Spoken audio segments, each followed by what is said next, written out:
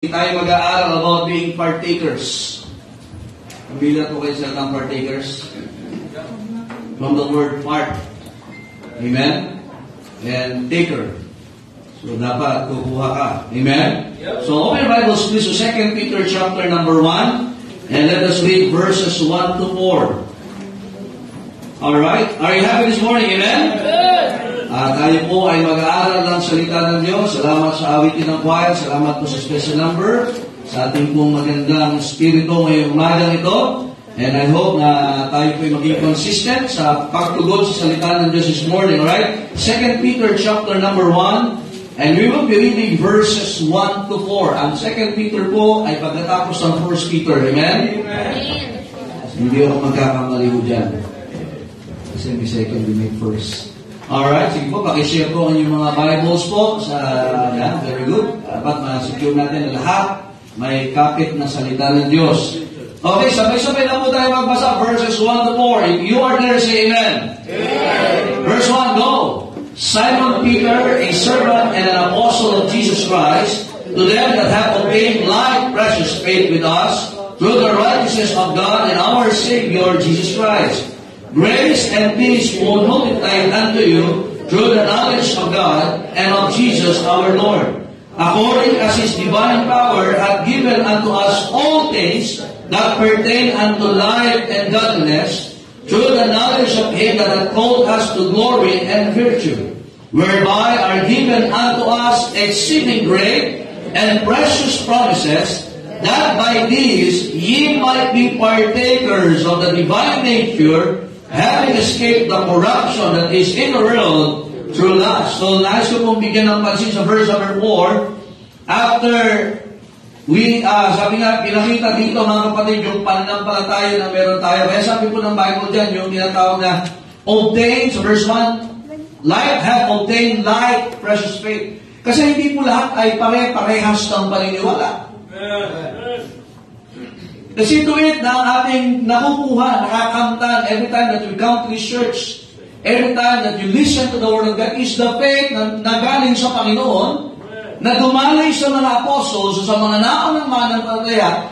Kasi ang pananampalataya po noon, ang tamang pananampalataya noon, hanggang ngayon tama pa rin po.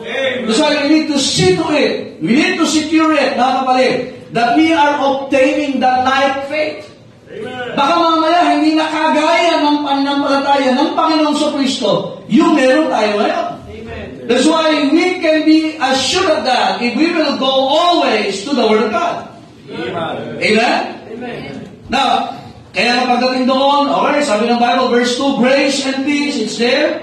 In verse number 3, the divine power hath given unto us all things that pertain unto life and God. So, the priority of man, dapat yung buhay at yung kabanalan. Ibinigay ng Diyos ang lahat ng bagay sa atin. Hindi para po tayo ay bumalik sa kasalanan. Life was given to us and godliness sapagkat yan ang kalooban ng Diyos sa atin.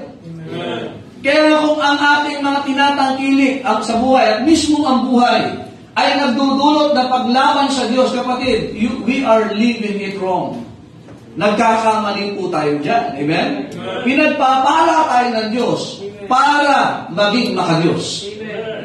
Ulitin ko ha. Pinagpapala po tayo ng Diyos para maging makadiyos. Hindi lumayo sa Diyos, hindi lumabag sa Diyos, hindi lumabang sa Diyos, kundi maging makadiyos at maglingkod sa Diyos. Amen? The reason why binibigyan pa tayo ng extension sa ating buhay, it's for us to glorify His name. Kaya tingnan sa verse number 4, whereby are given unto us. Lahat ng meron tayo ngayon galing sa Panginoon. Look at the word that has been used here. Exceeding, great, and precious what? Why precious? Kasi nga, it's rare. It's not given to everybody. Ito ang mga pangako ng Diyos ay ibinigay at pwedeng panghawakan ng mga nanampalataya kay Kristo. These are exceeding. Pag tinanong natin, pag exceeding, ay may sukat po yan. How about great? and precious promises. For a purpose, that by these, amen, ye might be what? Partakers of the divine nature. Now, the word partakers here is not for everybody. The word partakers here are for the believers only. Because kung wala kang banal na spirito, you don't have a part from God. You are apart from God. Amen. Amen. That's why we will be studying that word this morning. Amen. Having escaped of the corruption that is in the world through lust. Ikaw ay binigyan at naging kabahagi ka dito sa salita ng Diyos na ito para hindi bumalik sa kasalanan. The word escape. Ang tanong, nakatakas ka na ba? O ikaw ay gapos pa ng kasalanan hanggang ngayon? You have the divine nature. And definitely, you must be partakers of our lesson this morning. I hope that you are ready for the Word of God this morning. Check natin, ako ba ay partaker? Or I'm just a taker? Huwag naman sana undertaker. Meron ka ba nun? Amen? Ultimate warrior. Mga ganun mo, amen? Nawa tayo pa'y part taker. Amen? Ating manalangin. Panginoon, salamat po sa inyong biyaya at salamat po, Panginoon, sa inyong banal na salita. Thy people had gathered here, O God, for Thy word and for to worship Thee in spirit and in truth.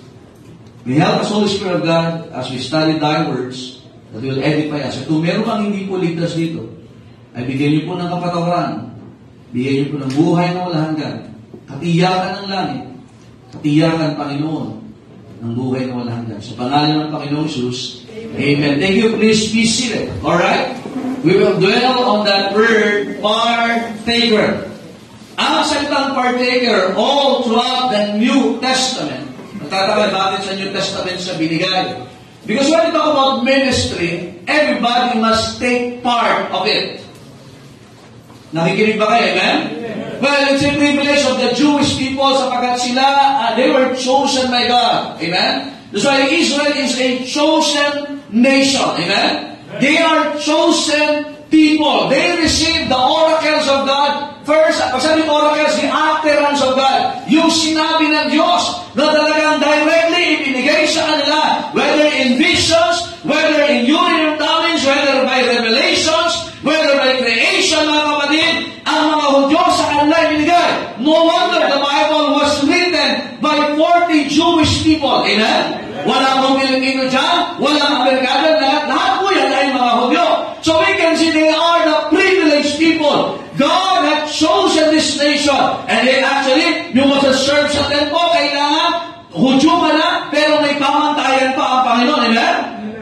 But it has been changed in time because the Israelites ay tumalikod sila sa Panginoon. At even hanggang ngayon, mga kapatid, huwag kayo magtaka kung bakit nangyayari po ang mga bagay na yan.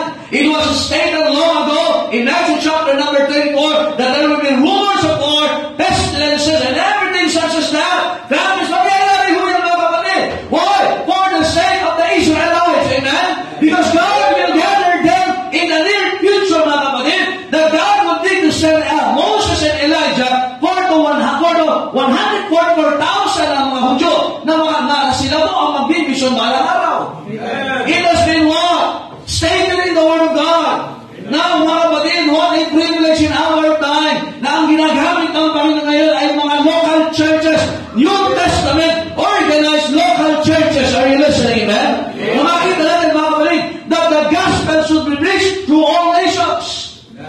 Just try to imagine the gospel had moved from Jerusalem sa Asia Minor. Amen? Nakarating po ito ng Europa. Nakarating po ito ng Amerika. And now, bumabalik na sa Asia. Amen? Nakarating na sa Pilipinas. The only country na kulang na lang at pag yan ay na-evangelize na o nakapakinig na yung pinakahuling hentil na makakapakinig na Ebanghelyo, then the end will come. And that's China. China na lang mo yun, makakabalik na. Are you listening? Now, so you can see, mga kapatid, that the ministry, kumbaga, we have a time. We don't have all the time to minister. and to take part of the ministry na binigay ng Panginoon. Amen? No wonder sabi ng Panginoon, occupy till I come. Watch and pray. And why? Kasi nga mga kapatid, marami o darating ang panahon at tayo ay we are on the last days and perilous time shall come. The word perilous means dangerous time. Bakit dangerous? Ibig sabihin mapanganin. Dahil yung mga dapat mangaral ay hindi na nangangaral. Yung dapat mapakinggan ang katotohanan ay hindi na mapakinggan. And they are not taking part of the ministry ng Panginoon and they are departing from the Lord because their hearts ay nangalawin na sa Panginoon. Amen. So, mas maraming popular ngayon. Amen. Worship has not been popular. During the time of D.L. Moody, mga kapatid, sila kailangan palang bumili ng ticket para makapakinig ng preaching. Amen.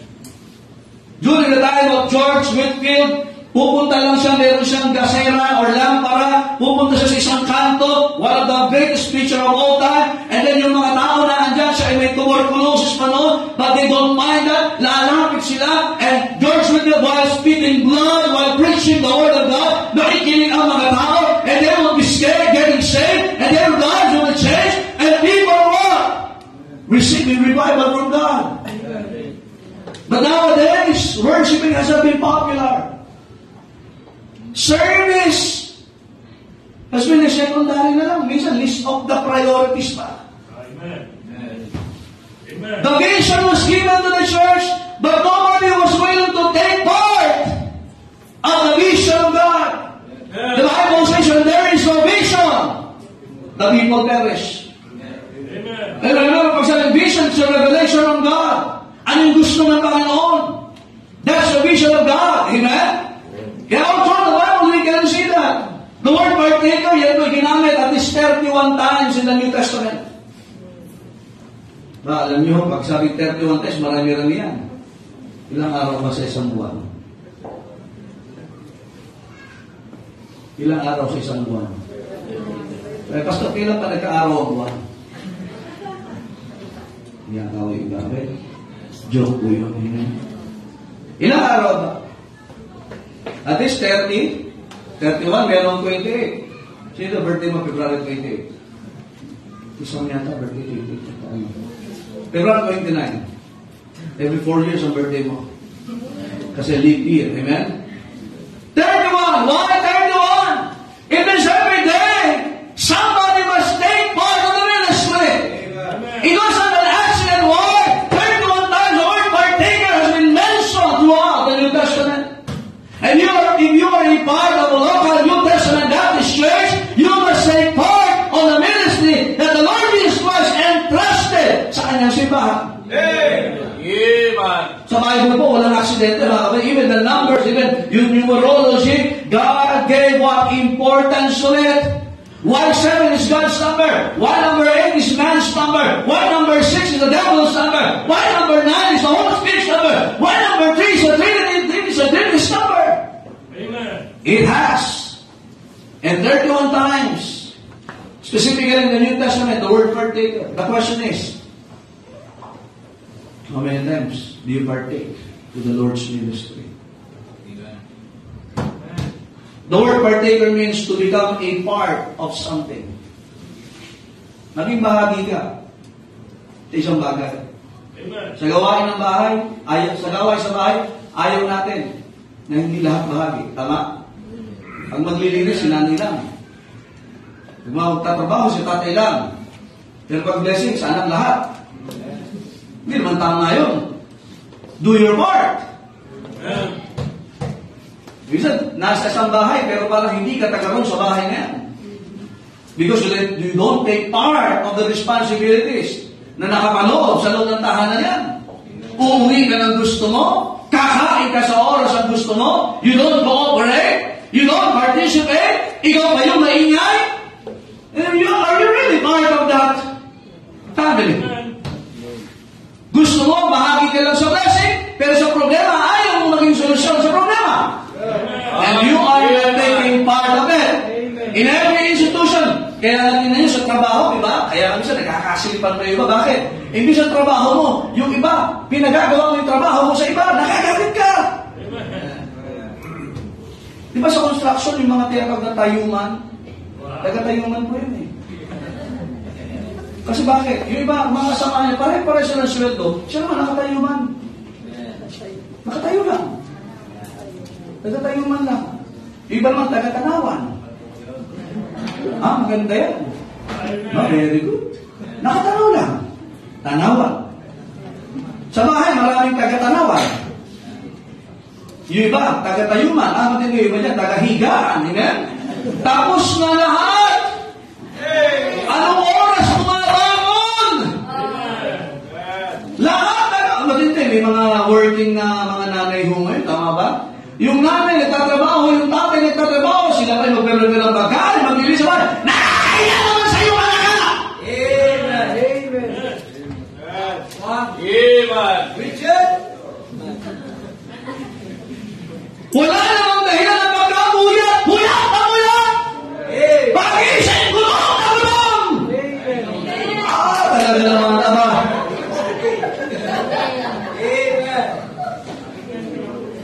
To be partaker means to become a part of something. Now God saved you. Iniligtas po tayo ng Diyos, tama? Inilagay niya tayo sa isang local church. The question is, do you become a part of this church already?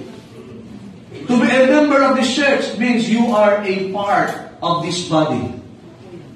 By the way, the body of Christ is local, not universal. Kung saan ka miyembro, doon ka maging bahagi. Amen. Uulitin ko po. Kung saan ka miyembro, doon ka magiging bahagi. And when you become a part of something,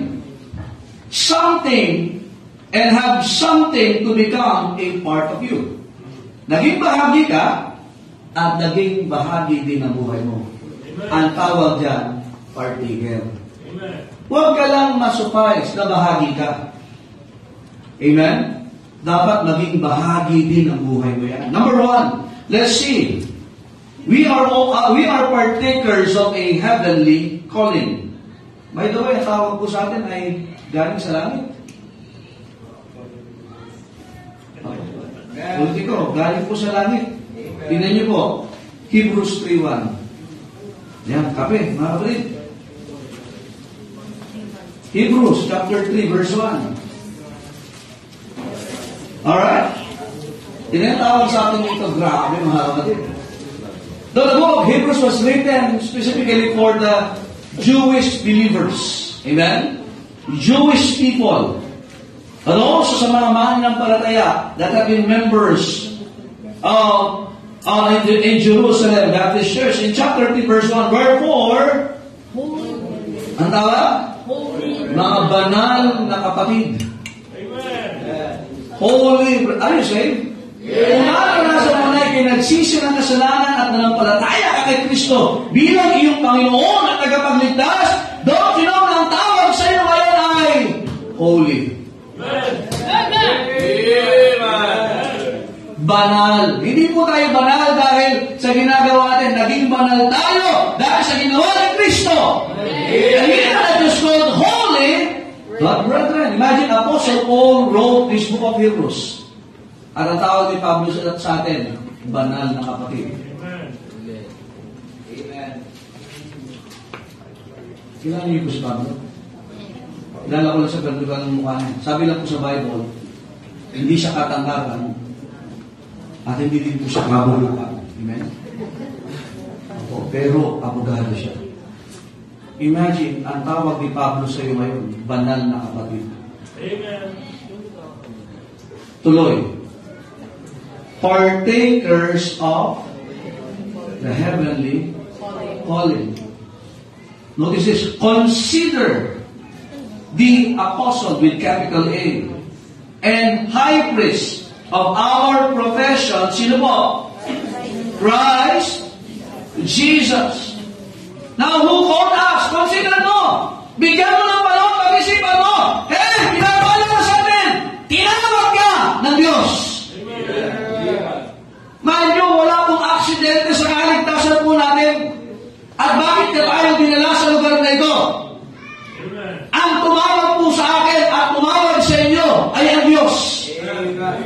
That's why we are partakers of that heavenly calling. Ang tanong, pag sabing makalangit na panawagan, ibig sabihin, dapat may makalangit na buhay. Amen. At may makalangit na buhay, may makalangit na isipan. Amen? At kung may makalangit na isipan, as stated in Colossians chapter 3 verse 1, dapat may makalangit din po tayong ginagawa para sa Panginoon. Amen. Ito nga lang, pag tinawag ka ng kung sino, di ba? Grabe na. Ay, tinawag ako ng Office of the President. Bakit tinawag? Ikukulong mo ka na. Amen? Tinawag ka ng principal. Bakit tinawag ka? Special siguro sa principal. Sabi, isama mo na rin ang tatay at nanay mo. Ang delikado na tayo na. Pag pinatawag ka ng mga prominenteng tao, ang matilit, pinasundo ka pa. Sometimes, iba, pag pinatawag, sige, bibigyan ka pa ng pangbihis para lang makapag-prepare ka pagpunta doon. Imagine ang tumawag sa iyo, ang Diyos. Hindi ka lang, hindi si Satanas ang tumawag sa iyo. Di ba? Minsan kasi na, parang maliit lang sa atin, ang Diyos ang tumawag sa atin dito eh. Ito pa matindi. Buhay ka pa, tinawag ka na ng Diyos. Amen. Ang pinakamatindi dito, pagtatawagin tayo ng Diyos, tatanggalan tayo ng buhay, okay nang tinawag tayo habang buhay. Amen? Amen. Naunawaan niyo po yun? Amen. Sa atin may kasabihin, pag tinawag ka na ng Diyos ko, delikado yan. Diretso na sa langit. Amen? Eh imagine, ang panawagan ng Diyos na andito pa. Amen. Kasi bakit ka tinawag? May ipagagawa sa iyo. Amen. By the way, bakit ka iniligtas ng Diyos? Kung ang Diyos tapos sa atin, iniligtas tayo, diretso tayo namin, mga kapatid. Amen. Joel, mawala ka na. Kasi Joel. Wala sa propeta. Kasi ano na, si Minyong. Wala si Minyong dito. Ay, wala. Ay, magkatabi pa kayo. Yun ako, may nasa gitna pa kayo. Di ba kung tayo niligtas ako? Kung ang tawag na Diyos sa atin, tapos na nung tayo ay naligtas. Wala na tayo dito. Hindi ka ba pinagkakalaw mo upon circumstance na mga pangyayari, pilit kang ibinapalit ng Diyos sa simbahan at pilit kang binibigyan ng pagkakataon na kapakinig dahil ang Diyos ay tumatawag sa pamamagitan ng pangaral at nag-aaral ng salita ng Diyos. Binigyan mo lang naman sa Diyos yan. Mananagin ba? Kung makita ko sa panahon sa panaginip. Ito ka. Ay, hindi ko ganyan. Nanaginip ako, kapatid, itulog mo ba yung kulang pa? Basta ano kayong ibig sabihin nung may hangin na dumaan sa akin? Di may hangin na dumaan sa'yo? Basta may mga ganitong mangyayari. Hindi ganyan tumawag ang Diyos ngayon. Amen. Tatawagin ako sa umikot yun sa yung alikabok sa daan. Eh, wala mo tayo electric pan ngayon dito. Dati kung siya, dapat sa mga simbahan, may mga tayo, ay, pray ko talaga pag umikot yung mga buhok na nasa sahig. May dumaan yung electric pan, umikot siya. Eh wala, paano yun? Wala tatawagin yun. Kasi wala naikot sa sahig. Ang tawag ng Diyos, wala akong special ngayon, lahat. Ay personal. Amen. Kaya naman tinan nyo, tuwing umaga, may dito, umaga, tanghali, hapon, dinhaga, gabi, madaling araw, may nagdi-devotion. Ano ba yung tawag ng Diyos yan? Sa mga nagdi-devotion, alam nyo ba na ginagamit ka ng Panginoon para iparating yung tawag ng Diyos sa mga anak niya? Amen. Minsan kasi akala nyo maliit lang yun kung tinatamad ako ng devotion. Ibig tinatamad din sabihin ang tawag ng Diyos sa mga tao. Hindi tayo propeta, hindi tayo apostol, pero tayo ay mananagan. Ang tawagan ng Diyos yan. Mahirap naman dito, Pastor, habang nagsasalita ka para may liwanag ako nakita. Delikado yan. Gutom lang yan, nakalib. Namumuti na ang paningin ko. May liwanag. Kaya nga ang tawag ng Diyos, mga kapatid, isa pamagitan ng kanyang salita. In Romans chapter 10, sabi ng Bible, so then faith cometh by hearing, and hearing by the word of God. God will not call us in a different manner aside from giving His word in our days. Heavenly calling. Ang tawag natin galing sa Diyos. Yung iba hindi man natin pinlangan pumunta dito pare-parehas mga kapatid. Amen. Ang prayer ko sa nagsabi ako sa pastor, mag-mission ko sa Lucena. Parang doon po ko tinatawag ng Panginoon, Pastor. Sabi, Pastor, hindi, punta ka ng Beleta. Yes, Pastor. I believe, yung paano siya tinawag ng Diyos, hindi, I will trust Him. Salamat na lang, dito ako pinadala. Amen? Amen. Buti na lang talaga. Ang tawag ng Diyos makalangit ka. Commission, yun ang Great Commission. Yung mission, yung ministry, tawag po lang siya. Philippians 3:20, ano sabi ng Bible?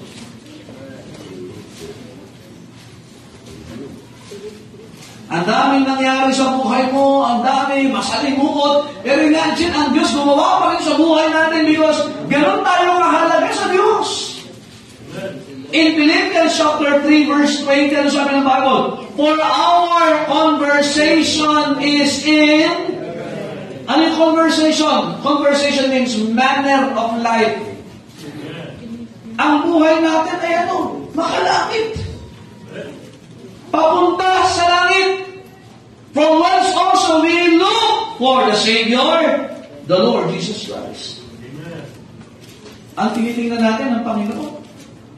Partaker po tayo ng makalangit na panawagan, mga kapatid. Kasi natagalangit ka na eh.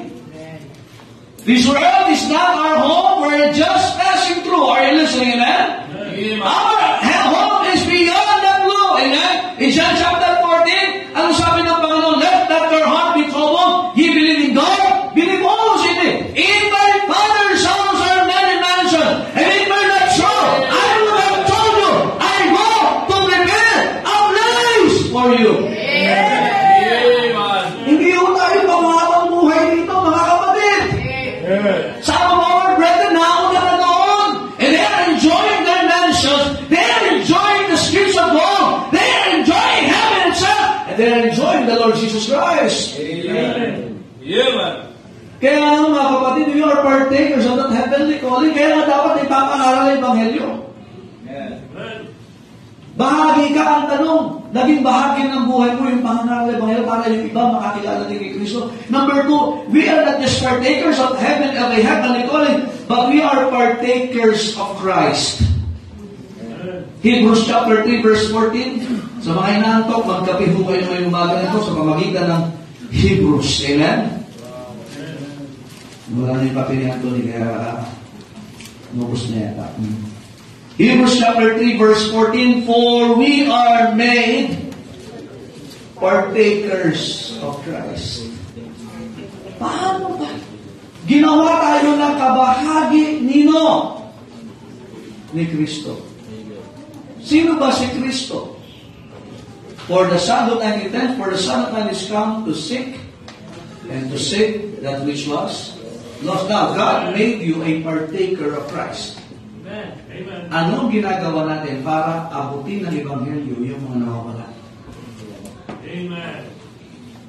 Okay? The Lord Jesus Christ in Matthew chapter 16 verse 18, nakita natin, He established the church. In Matthew chapter number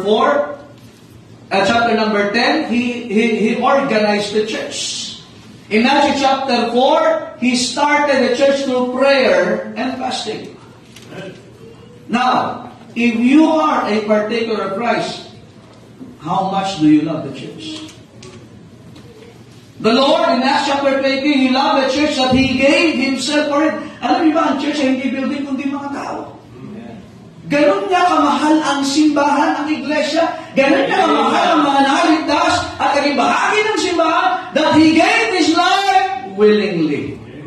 Amen. How much do you love the church? If you have been made a partaker of Christ. Si Kristo binigay niya yung buhay. Balikan natin, Hebrews 3:14. Humigod na tayo ng isa, higod pa tayo ng konti. If we hold, doon sa word if, sa mga nagtitisis, di ba? Wala pala. Okay, masyadong mananariwa yung sugat pa nung iba sa inyo. Ayan, the cause and effect. If,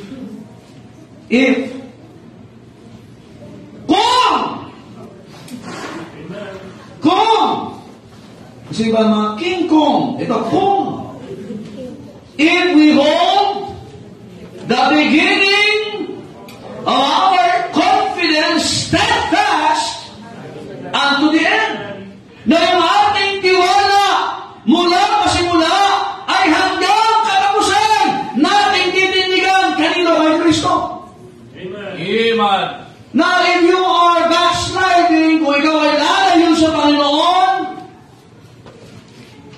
you are removing yourself to be a partaker of Christ. Amen. Because in Hebrews chapter number 12, tingnan niyo po, verse number 2, looking unto Jesus, the author and finisher of our faith, who for the joy that was set before him what? Endured the cross, despising the shame, and is set down at the right hand of the throne of God. Verse 3, for consider him, that's Jesus, that endured such contradiction of sinners against himself, lest he be weary and faint in your minds. Amen. Now, partakers of Christ. You cannot be a partaker of Christ if you go back to the world. Amen. And if you turn back to the Lord. Amen. Nandiyan pa ho ba kayo? Amen. Mga kapatid, huwag naman natin talikuran ng Panginoon. Amen? Amen. And notice the word that has been used in the Bible, the sufferings of Christ. We are the partakers of the sufferings of Christ. Kaya pag Kristyano, ayaw mo ng suffering, tinatalikuran mo si Kristo. Usually, tayo ayaw natin ng suffering. Tandaan, pag ikaw ay may wedding ring, may suffering. Hindi na one joke fool na. Tayo ay na kay Kristo. The servant is not greater than his Lord. If Jesus Christ suffered for us, now, huwag mo naman takasan yung suffering. And suffering, naranasan natin yan upon ministering. Pag sabing ministering, gusto maglingkod sa Diyos, praise people. Sometimes people will bring you heartaches, setbacks. Kapag lilingkod, hindi madali. That's part. Nagbibuild ka nga lang eh. Hindi na madali. Eh kung gusto natin komportable, huwag na tayong gumastos. Suffering talaga yan. Bakit? Pag nag-offering ka, iba sa inyo, nagtitipid talaga. Amen? Kasi kami mga gastusin. Pero for the sake of Christ. For the sake, para kanino ba ginagawa? For Christ sake. In 2 Corinthians chapter number 12, para kay Kristo. Kasi sabi ko, pag ginawa mo para sa tao, titigilan mo yan. Sasawaan mo yan. At magiging maliit ang tingin mo dyan. Pero pagka kay Kristo mo ginagawa, and you are a partaker of Christ, and you are willing to suffer for His sake, then definitely, sasabihin mo, according to Apostle Paul, this is just light affliction. Amen. Amen. In 1 Corinthians,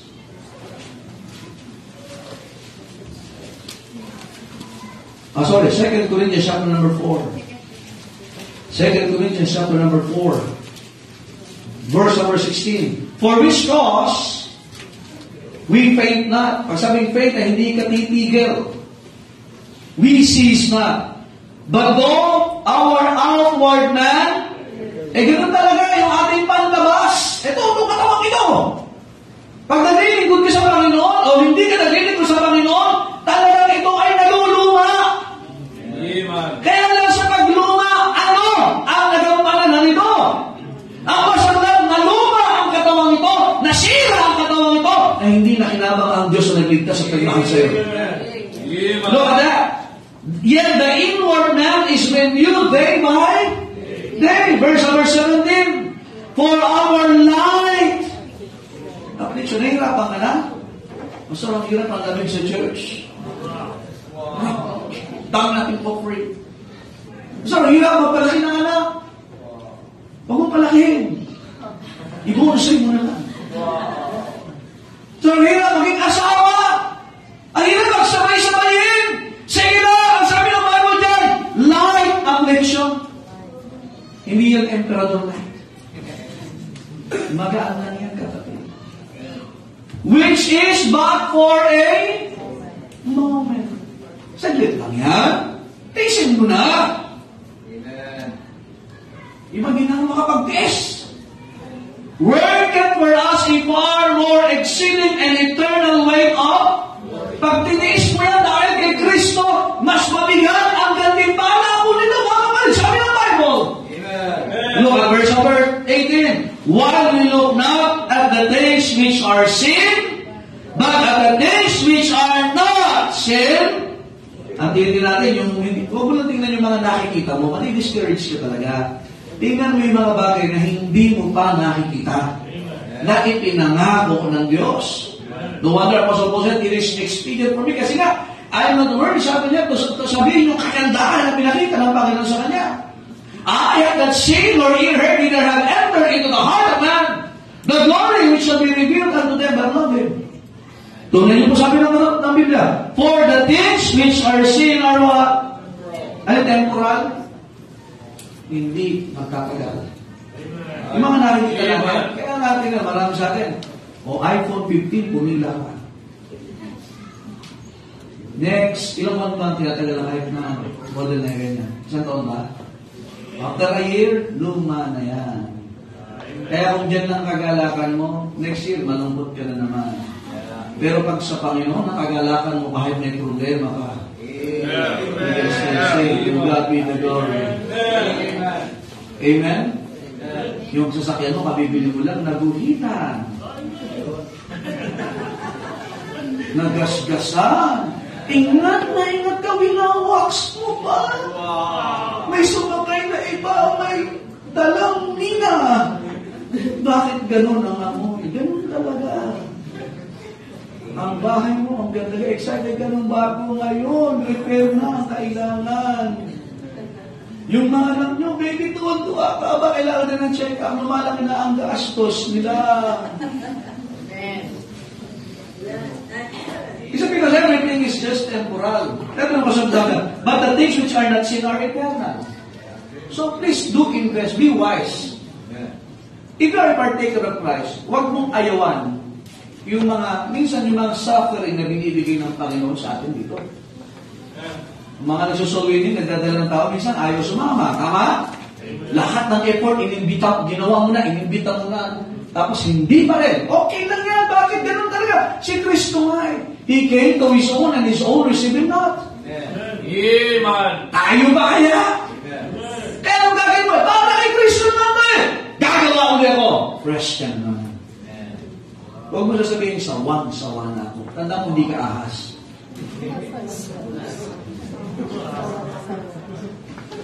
Kailan pa ka naging ahas ka, kapatid? Akala mo lang ahas sa jam. Kaya pag sinabi ko sawa ka, kumuha ka ng ugali sa jam. Sawang-sawa. Nakanin nga. Sabi mo, sawang-sawa na ako sa kanin. May diabetes ka na, ayaw pang tumigil. John chapter 6 verses 48 to 50. Ano sabi ng Bible? I have the word following the word of God this morning. Amen? John 6, 48 to 50. Ano sabi ng Bible? I am the bread of life. Your fathers did eat manna in the wilderness and are... Ang sarap nun. What a privilege to eat the bread of angels. Kaya lang yung mga kumain nun, patay na rin. Wow. Amen. Sabi ng Panginoon, wala na! Naingit ka sa mga may pabor na nauna? Nagkakaroon ko kasi bakit sila nagkaroon? Bakit sa panahon namin ngayon wala na? Sabi ng mga bunso, minsan sabi ng panganay, bakit ng panahon namin wala? Ayun, meron. Magkamalala, temporal lang yan.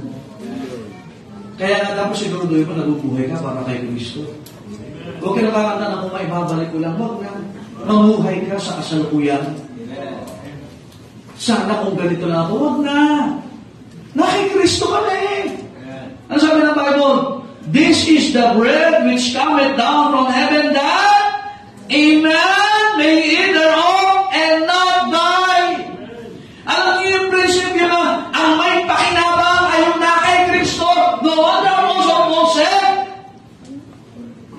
for to me, to live is Christ and to die is what?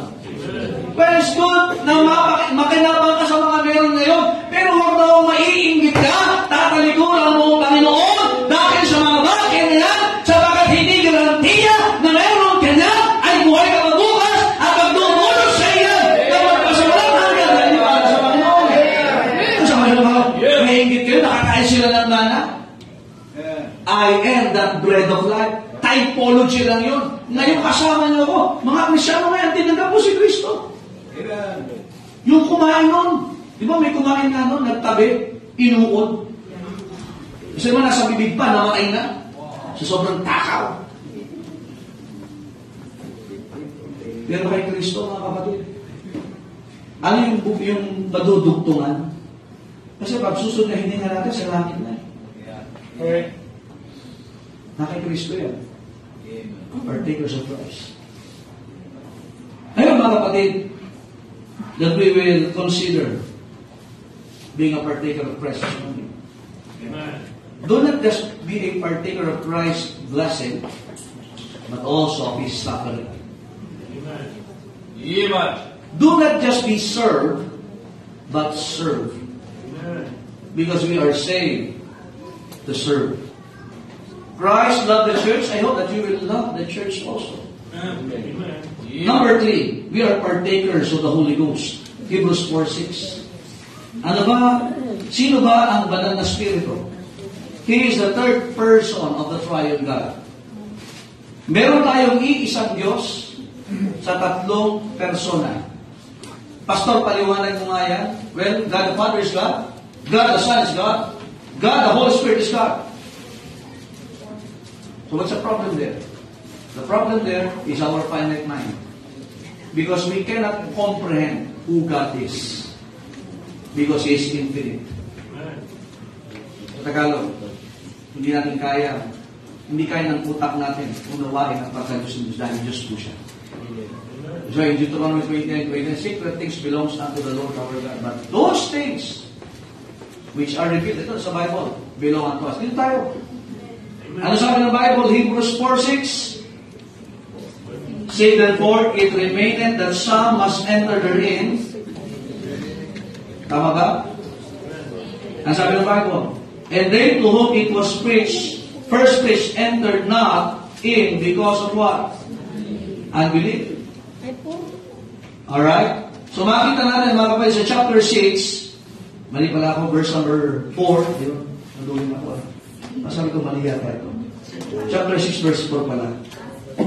4:6 yung sabi ko, no? 5:6 ba? 4. Okay. 6:4. Ayun, okay. Bihira ko doon na yata. For it is impossible for those who were once enlightened and have tasted of the heavenly gift and were made partakers of Holy Ghost. Now, the Holy Spirit become part of this body already. Okay? Nakikinig ba kayo? Amen?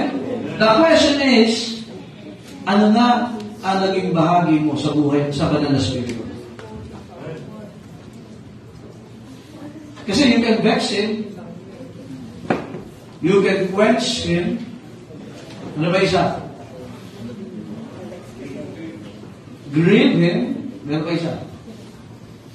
Basta yun. Amen? Pagka nawalan ko siya, isa pa. Amen? Kasi itong verse na ito sabi nila, di mo wala kaligtasan. Mali. Imposible na nga. This is in a positive, no? Imposible na doon sa mga naliwanagan at nakatikim ng makalangit na kaloob at naging partaker o nakabahagi sa banal na Espiritu. Hindi na mawawala ang kaligtasan. Imposible na mawawala yan kasi naandyan na sa'yo. Amen. In Romans chapter 8, verse number 9, kaya ang katawang ito ay naging tahanan. Well, we have the doctrine of the dwelling of the Holy Spirit. Nakatira, residente na mo ang banal na Espiritu sa katawan mo. Kaya parang ang mukha natin hindi mukhang banal na Espiritu. Mukhang kakaibang Espiritu. Hindi. In Romans chapter 8 verse 9, sabi ng Bible, but ye are not in the flesh, but in the Spirit. So, if so be that the Spirit of God what? Now, if anyone have not the Spirit of Christ, he is not of His. Kaya, listen to this. Tayo po ay wala na sa laman kundi nasa Espiritu na bakit? May banal na Espiritu na nanahan dito. Amen. Kaya alam yung problema natin minsan? Carnality. Amen. Bakit hindi makagawa ang banal na Espiritu sa buhay natin? Ang banal na Espiritu, earnest na ating kaligtasan. Ang banal na Espiritu, nananahan sa katawang yan. Pero bakit hirap na hirap tayo sumunod sa Panginoon? By the way, ang author ng Bible, banal na Espiritu. Amen. Pero bakit ang buhay natin parang masamang Espiritu? Tingnan nyo, chapter 8, verse number 6. For to be what? Carnally minded is death, but to be spiritually minded is life and peace. Ito, gusto mo ng peace of mind? Hindi mo kailangan ng ibang bagay. Ang kailangan mo, spiritually minded. Paano ka magiging spiritual? Balik ka sa salita ng Diyos. Naghahanap ka ng kapayapaan, you cannot find it anywhere. You cannot find it to anyone. You can find it in God alone. Amen? Amen. Ang problema kasi natin kaya wala kang kapayapaan, alala ka sa mga bagay, buhay, dahil nga karnal ka. Alin karnal, lagi yung concern mo laman. Pag sabing karnal flesh, ito lagi, anong nakainin, paano ako gugwapo, paano ako ganito, paano ako magkakaroon. Kaya wala kang kapayapaan. Pinagpala ka na, nagre-reklamo ka pa. Sumasagana ka na, naiinggit ka pa. Verse number 7, because the carnal mind is enmity against, yung nag-iisip ka na laging niya. Ulit ito, walang masamang yumaman. Pero sabi ng Bible, labor not to be rich. Nagtatrabaho ka para yumaman lang. Yun ba ang goal mo? Lalo ngayon, maraming goal ngayon. Kaya si Taiping, ginagaya ng mga kabataan. Yung aso. Bakit lahat gustong yumaman? Walang masamang yumaman. Pero pag yan ang dahilan mo, pinagpalit mo na yung simbahan, pinagpalit mo ng Diyos, ang salita ng Diyos, ang ministeryo mo sa Panginoon, kahit ang pamilya mo, balang araw tatalikuran mo, ang pagiging tao mo tatalikuran mo na, dahil na ang sabi ng Biblia, huwag ka na magtatrabaho para yumaman. Magtrabaho ka, dahil ikay binili ng Panginoon ng pagkakataon, i-provide ang mga kailangan mo. Pero hindi yan pamalit, mga kapalitas, carnality. Minsan, anong nasa sakripisyo agad? Ang Diyos. Amen. Tapos pagka wala ng lakas, wala ng kakayahan, Panginoon, nung carnal ka, hindi mo ko iniisip, sabi ng Diyos. Ngayong wala ng lakas yung laman mo, ako na. Partakers of the Holy Ghost. Are you saved? How about number 4? Partakers of chastisement. Ito ngayon natin. Hebrews 12:5. Pero kailangan po natin ito. By the way, ang pinapalo lang po ay anak ng Diyos. Mahirap mamalo ng hindi mo anak. Magkakaroon ka ng kaaway. Bakit papaluin ng Diyos ang mga unbelievers? Hindi papaluin yan, paparusahan niya yan. Ang pinapalo, yung mahal yung anak. Anak ka ba ng Diyos yun? Anong palataya ka ng Panginoon? Hebrews 12:5. Yeah. And ye have forgotten the exhortation which speaketh unto you as unto... Alam nyo, yung kinalimutan, sinadya po yan. Iba po yung nakalimutan sa kinalimutan. Kasi pag sinabing kinalimutan, lagi kang pinaaalalahanan. Eh kaya lang, paano ka mapapaalalahanan ay nariyan ang katawan mo, pero ang espiritu mo, wala. Ang nanay tatay mo, dada ng dada, pero ang tenga mo naman, saradong sarado. Kinalimutan. Ano sabi ng Panginoon? My son, anak pa rin, ano? Kahit sinadya mo kalimutan, anak ka pa rin. Pero, hindi nawawala pagiging anak. Hindi nawawala ang makaligtasan. Ano sabi ng Bible? Despise not thou the chastening of the Lord. Huwag mong walang bahalain ang pamamalo ng Panginoon. Ano sabi ng Bible? Nor faint when thou art rebuked. Yun na nga! Lagi na lang ako pinapagalitan. Huwag mong ba? Kung ikaw ay anak na Diyos, papaluin ka ng Diyos. Verse 8. But if ye be without chastisement, whereof all are Partakers then are you what? Bastards in that sense. Ang pinapalo lang, yung may bahagi na dapat paluin. Yung mga anak. Pag hindi ka pinapalo ng Diyos, hindi ka anak ng Diyos. Kaya ang palo sa verse number 6, for whom the Lord loveth. Do you think God loves you? He chasteneth. Hindi lang pamalo. And hinahagupit. Hindi lang hinahagupit. What? Yeah! Lumaga tayo. Ay matinding pinapalo na tayo ng Panginoon. Purihin ng Diyos. Ayaw pa rin natin lumapit sa Panginoon. Diba, minsan may mga anak na ganyan, pinalo na, pero magpapatigas pa. Hindi ako magsasabi. Para kang may sakit, kapatid. Magsasabi ka ng sorry, at ano po, babawin po kung ano ko pinagkakamali. Hindi, talaga.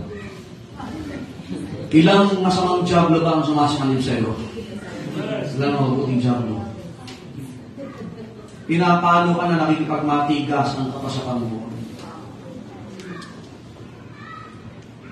Diba sa mga magulang masakit sa atin, anak natin, kaya mo lang ang didisiplina kasi gusto mo umayos. Pero minsan kung mga ito, dahil hindi nag-iisip ka, kung hindi na yung utak di pag ginamit, sasama ka ang loob. Para minsan sa mga miyembro, nagagalit ka sa pastor. Walang mga bayan. Nagagalit pa. Offend ako dyan. Habang mangarap, sakit pa. Hindi na ako atin mamaya. Pero huwag ka magkala, di man ako papaluin ng Diyos eh. Papaluin ako ng Diyos pag hindi ganito preaching. Amen. Dahil matatakot ako sa mga mukha. Dahil pagdaan ayaw na yun. May sabi. Huwag na nga ako magpagsabihin niya kasi no-offend sila. Hindi! Ako ang pag ako pinalo ng Diyos. Damay din kayo. Pag ikaw na. Damay din ako. Amen? Kaya mag-prisa tayo ng ganito para lahat tayo mahal ng Panginoon. Amen? Amen. Amen? Verse 9, furthermore, pinagdag pa, amen? Furthermore, para habaan mo, patatagalin mo kaya? We have had fathers of our flesh which corrected us, and we gave them, sa mga anak, kapag ikaw tinutuwid ang tatay mo, nire-respeto mo pa rin sila. Huwag kang lalaban. Yun yung normal eh. Pagka ikaw lumaban sa magulang mo,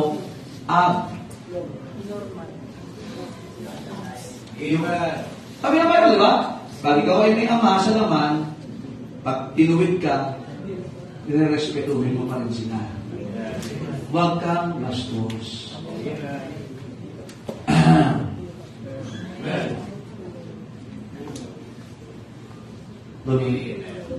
Shall we not much rather be in subjection unto the Father of spirits and live? Kung sa tatay natin dapat may respeto. That's the basic. How much more sa Diyos, sa Ama natin, sa Espiritu.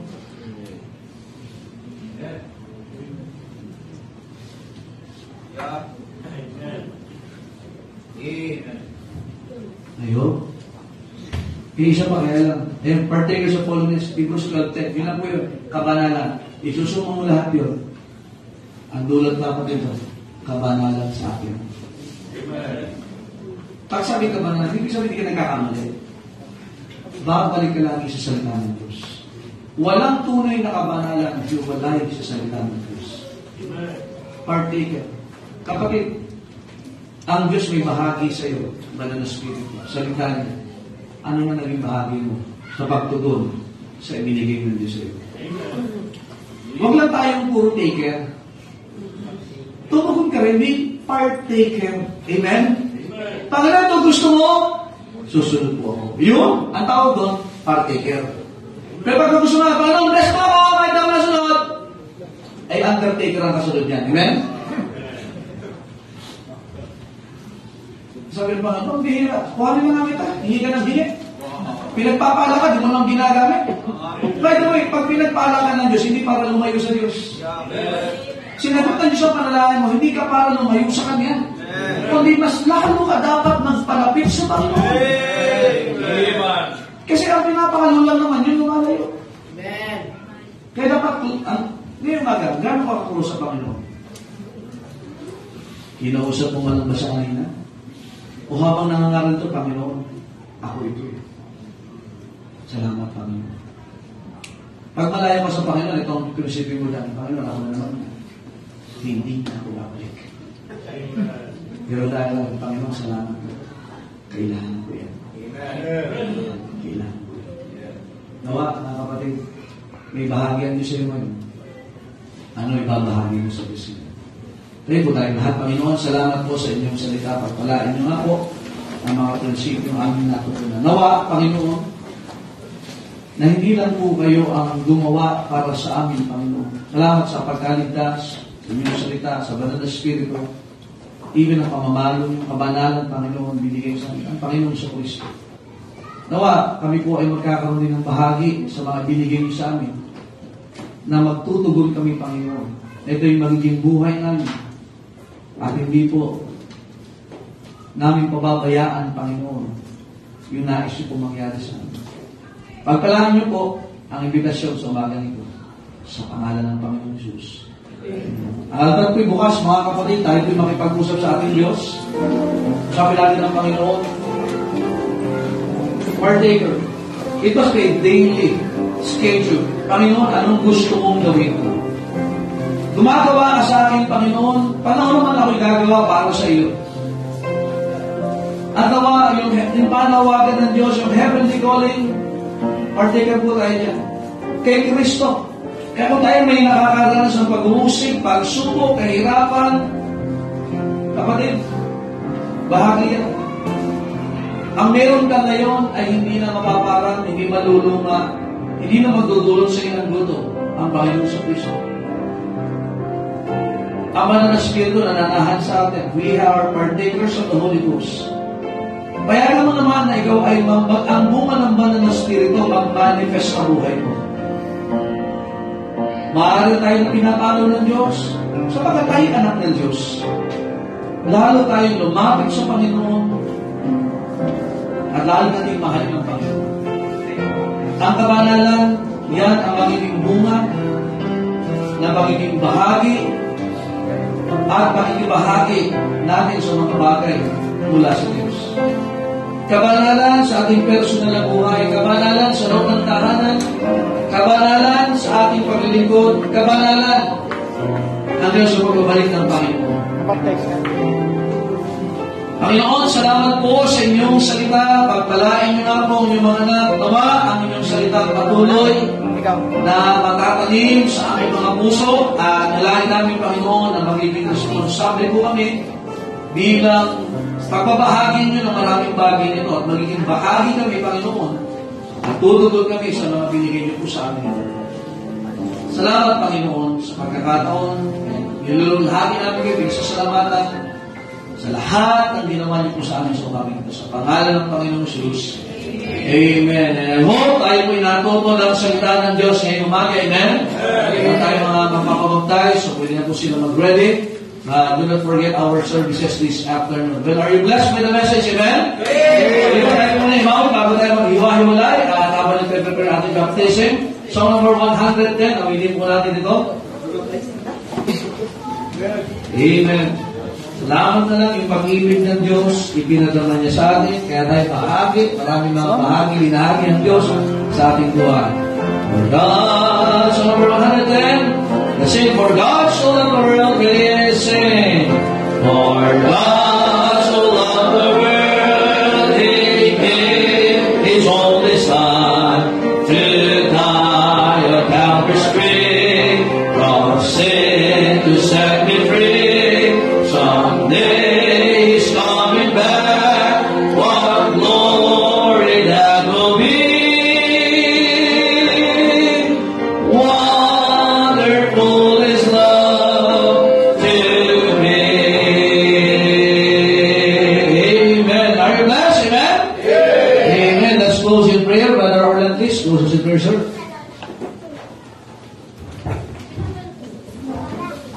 Malangit, kagilang Diyos, maraming salamat Panginoon sa biyaya, sa mensahe na aming pakinggan, Panginoon.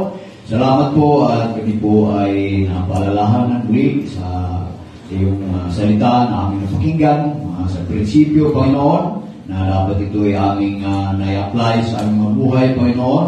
Salamat po maging sa aming pastor na patuloy yung binibigyan ng wisdom, Panginoon. Salamat po sa kanyang buhay at maging sa aming pansamantalang pag-iwawalay, Panginoon. Ingatan niyo po about sa kanilang biyahe, pag-uwi. At muli, balik mamayang hapon sa pagpapatuloy po ng gawain. Salamat po. Patawad sa aming salanan, sa inyong pagkulang. Ito po aming sa dalangin suma sa pangalan ng Jesus. Amen. Thank you. God bless you. Ingat po. Kita-kita po tayo mamayang hapon at sa mga dati. God bless. Good morning and enjoy your lunchtime.